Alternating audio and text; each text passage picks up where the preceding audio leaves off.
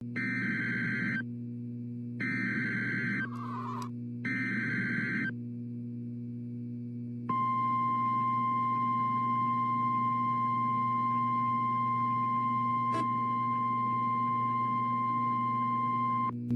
flood emergency for portions of southeast Hunterdon County and much of Mercer County, including Trenton. The National Weather Service in Mount Holly has issued a flash flood warning for Mercer County in central New Jersey, southwestern Somerset County in northern New Jersey, Hunterdon County in northwestern New Jersey, northeastern Bucks County in southeastern Pennsylvania, until midnight. At 7:31 p.m., local law enforcement reported flash flooding across the warned area. Between 3 and 7 inches of rain have fallen. Flash flooding is already occurring.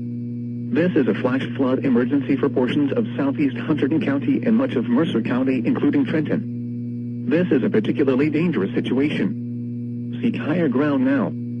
Hazard: life-threatening flash flooding caused by heavy rain. Source: law enforcement reported. Impact: this is a particularly dangerous situation. Seek higher ground now.